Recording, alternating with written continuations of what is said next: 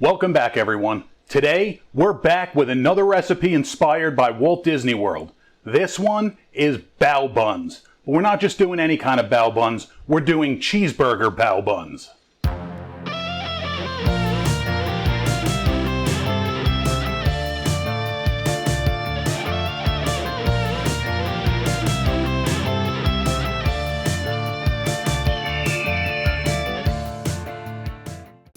This one's a little bit more difficult than what we usually do, but hey, if I can do this, anyone can do this. And besides, who doesn't love a challenge? Let's go. So we're going to start off with 1 cup of water that's between 100 and 110 degrees. You don't want it any hotter than 110. We need to wake the yeast up, not kill it. I'm going to drop in 1 tablespoon of sugar. Then we're going to put in our 2 teaspoons of yeast. And we're going to stir it. And we're going to stir it. And we're going to stir it. All right, come on, Raj. That's enough stirring, Raj. Come on. There we go. And we're going to set this off to the side and let it wake up. In a medium bowl with a mesh sifter, we're going to dump in our flour. Then we're going to dump in our cornstarch. Come on, cue the cornstarch. There we go.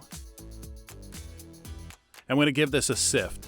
This is fairly important to sift it because you don't want any clumps. You want a nice, smooth, cohesive dough. Look at that. There's something so soothing about sifting flour, aside from making a mess all over your counter. I'm happy to say that I lost very little. It just looks ugly. So sift it through.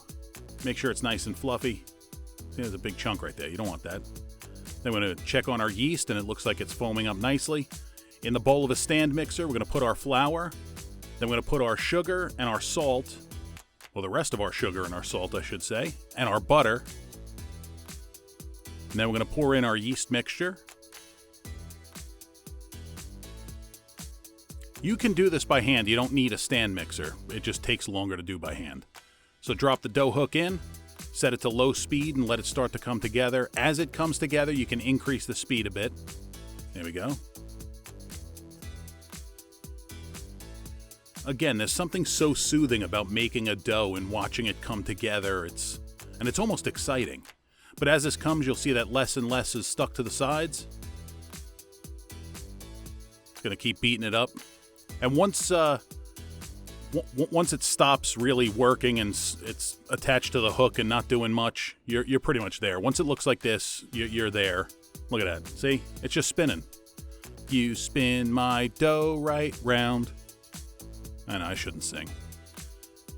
And you really know your dough is done if it pulls cleanly from the dough hook. Look at that, just coming right off. Except for that little bit on the end. We'll save that for later. Lightly floured work surface. We're going to turn it out. Just make sure that it's nice, fully mixed. I'm going to round it out into a ball. Look at that. That's a nice looking dough.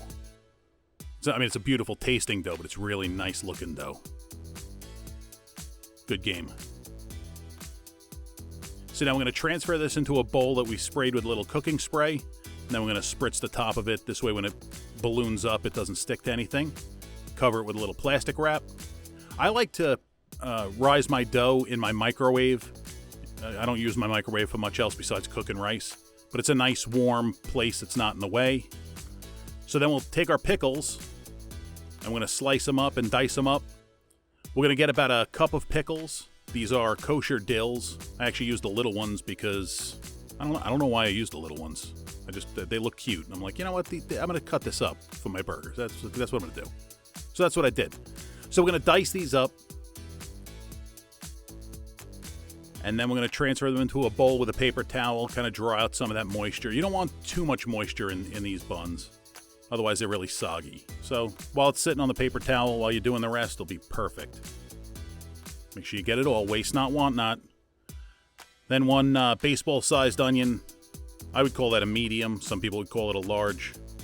You want about a cup of diced onion.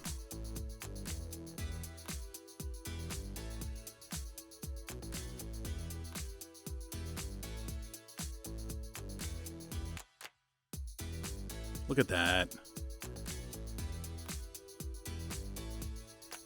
Look at that. I know. I have like impeccable knife skills.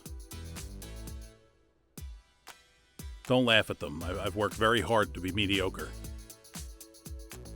But you want to get them fairly small. We're going to actually run our knife through these again, just to make sure they're really small. You don't want huge chunks of onion. So then we move them together. Run our knife through. And this next step is incredibly important once we're done dicing these down. We're going to take a bowl with some water in it and a mesh strainer. And we're just going to kind of dunk our onions in the water. And what that'll do is take that sharpness out of the onions. It'll make them almost taste sweeter once they're cooked. That extra liquid that comes out, believe it or not, that's what makes you cry. Is when it cuts, there's actually a chemical reaction, and it makes you cry. You don't want that. If it makes you cry in your eyes, it'll cry in your mouth. So just dunk them in the water. They don't have to soak. They just have to, kind of a quick rinse. So we dunk them in, make sure we get them all, because again, waste not, want not.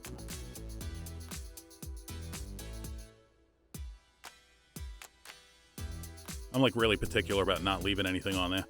So like I said, just dunk it. Then we'll let them sit in the strainer over the bowl. The bowl's now empty. And just let them drip off as we move on to the next step.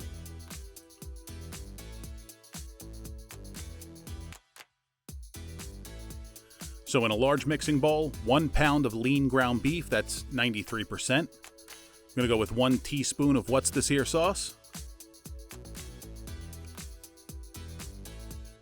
2 tablespoons of yellow mustard, 3 tablespoons of ketchup. Use the good ketchup. Your friends will judge you on your ketchup, so you know which one to use. Then some freshly ground black pepper. Add your pickles. Add your onion. Get yourself some fancy rubber gloves and mix it with your hands. Make sure that everything's even. You definitely want to mix this with your hands. You don't want to use a spoon. A, it feels really good between your fingers, and B, it really gets a better mix. So once everything's homogeneous and evenly dispersed, I don't know why I'm doing this, I just needed it to look good.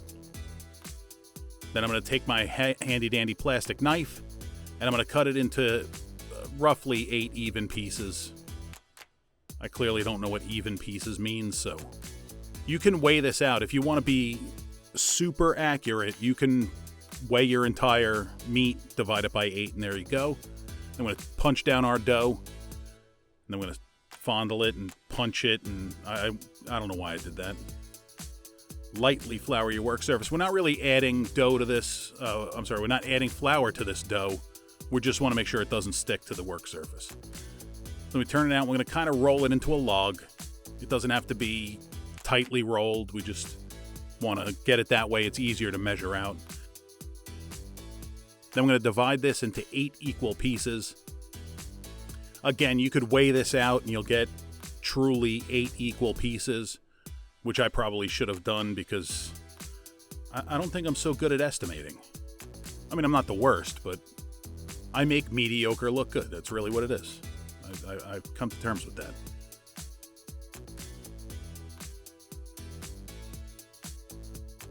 And then once we have our 8 even pieces, we're going to set them off to the side as we prep to roll them out. Now, very important as we roll this out, you'll notice, first I'll roll it into a ball. And once we have our nice ball, because we want these to be round as we start working with them. When you roll it, you want to leave a high spot in the center, almost like a little hill. And what that'll do is, because you have meat, and the meat has some fat and liquid in it, and the pickles and onions and ketchup and mustard and What's This Here sauce, you don't want the bottoms to get soggy. So if you leave that little bump right in the middle, put your filling on top of that bump will almost absorb any extra liquid. And it'll be really easy. Now, there's a technique for folding bao properly. You got to pinch it and pleat it and pinch it and pleat it, and I lack the dexterity, and let's face it, I lack the patience to do it, so you're going to see a cheating way. We're going to top it with 1 slice of American cheese that's been folded into quarters, and you know it's American cheese because no cheese has a spring back like that. Fold opposite ends together, then fold top and bottom together, so you have those corners sticking out, and you kind of pull those corners up to the center and give it a twist And if you have a little excess dough, you can twist that off and that'll really seal up the top. And you kind of get that pleated look. It's not perfect, but it works for the inexperienced. And maybe later on you can... So I'll make another one just so you can get another idea and another look at how I fold it and how I do it. Roll it out. Leave that bump in the middle. You want to roll it out thin and round. One thing I didn't mention is the steamer basket that you have. If you're using one of these bamboo steamers, you have to use parchment paper underneath your buns, or it will stick something bad to that bamboo. So my bamboo steamer came with sheets that are perfectly cut. They have holes in them. So I just sprayed that with some cooking spray. You can also cut circles out of regular sheet parchment paper. Again, spray it with some cooking spray before you put the bun on it. So put your meat mixture in. Put your cheese on top. Let it spring because American cheese is high quality and wholesome. I tried this with different cheeses when I did the test run, and American cheese truly is the best. At least for this recipe, it's the best. So fold the opposite sides, fold your corners in, pinch and twist. And you can put these twisted side down and have a nice dome on top without that fancy swirl look. That's fine too.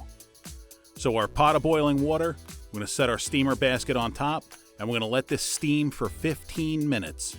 Do not open it. Let it stay closed and steam for 15 minutes. And at the end of our 15-minute run, take it off, set the steamer on the counter or on a surface that can take the heat, and let it sit for 10 minutes. Do not open it. Seriously, you don't want to open it. Let it steam for that extra 10 minutes off the pot.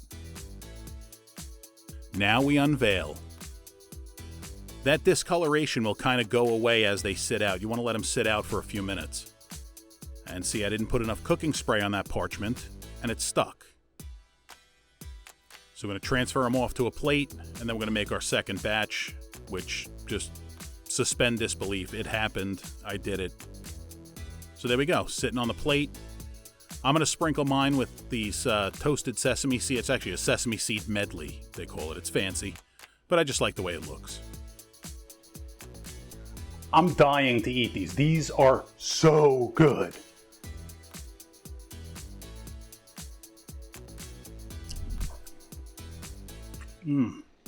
Oh, God.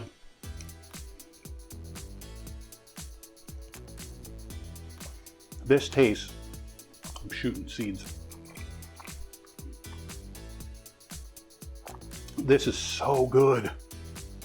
These were absolutely amazing. You definitely need to give them a try. Don't forget to like, share, subscribe, hit the little bell icon so you get notifications when I post videos. I'm back on track now, so hit it. And make this, please. Comment. Tell me what you think. Give me some ideas. I got a lot of videos to make, and my brain can only hold so much, so I need your help. Give me some ideas. Thank you, and we'll catch you next time.